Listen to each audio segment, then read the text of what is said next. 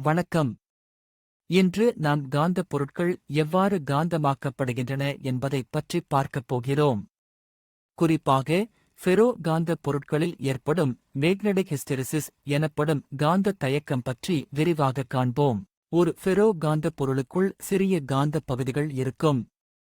தொடக்கத்தில் இவை வெவ்வேறு திசைகளில் இருப்பதால் ஒட்டுமொத்த காந்தத்தன்மை சுழியாக இருக்கும். இதை நாம் ஒரு வரைபடம் மூலம் விளக்கலாம். இந்த நிகழ்வை விளக்க BH வரைபடம் பயன்படுத்தப்படுகிறது. இதில் அச்சில் நாம் கொடுக்கும் காந்தப் புல வலிமை H மற்றும் அச்சில் உருவாகும் காந்தப் பாய்வு அடர்த்தி B குறிக்கப்படுகிறது.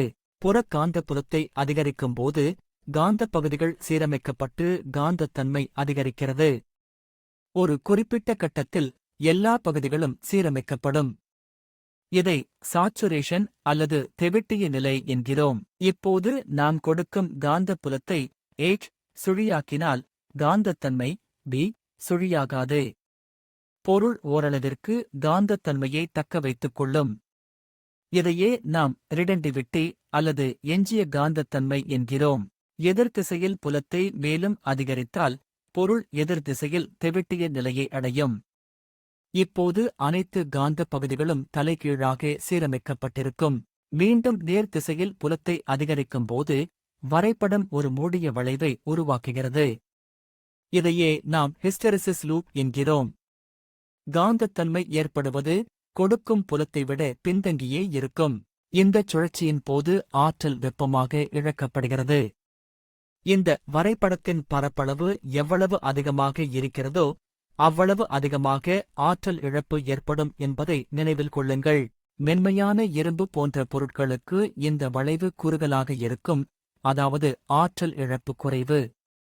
ஆனால் எஃகு போன்ற கடின காந்தப் பொருட்களுக்கு இது அகலமாக இருக்கும். மின்மாற்றிகளின் உள்ளகங்களில் நாம் மென்மையான இரும்பை பயன்படுத்துகிறோம்.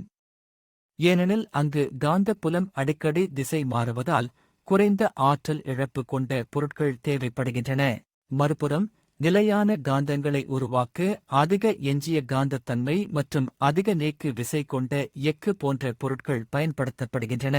காந்த ஊடுருவு திறன் என்பதும் இதில் முக்கியமானது. ஒரு பொருள் எவ்வளவு எளிதாக காந்தப் புலத்தை தன்னுள் அனுமதிக்கிறது என்பதை இது குறிக்கிறது. சுருக்கமாகச் சொன்னால், ஹிஸ்டெரிசிஸ் என்பது காந்தமாக்கல் காந்தப் புலத்தை விட பின்தங்கியிருக்கும் நிலை. இதில் ரிடன்டிவிட்டி, கோயர்சிவிட்டி மற்றும் ஆற்றல் இழப்பு ஆகியவை மிக முக்கியமான காரணிகள்.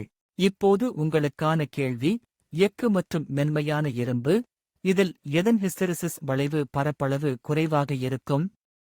சற்று சிந்தித்துப் பாருங்கள். சரியான விடை மென்மையான இரும்பு. இதன் குறுகிய வளைவு காரணமாக ஆற்றல் இழப்பு குறைவாக இருக்கும். அதனால்தான் இது மின்சாதனங்களில் அதிகம் பயன்படுத்தப்படுகிறது. இந்த வீடியோ மூலம் காந்த தயக்கம் மற்றும் அதன் முக்கியத்துவத்தை நீங்கள் புரிந்து கொண்டிருப்பீர்கள் என்று நம்புகிறேன். அடுத்த பாடத்தில் சந்திப்போம். நன்றி.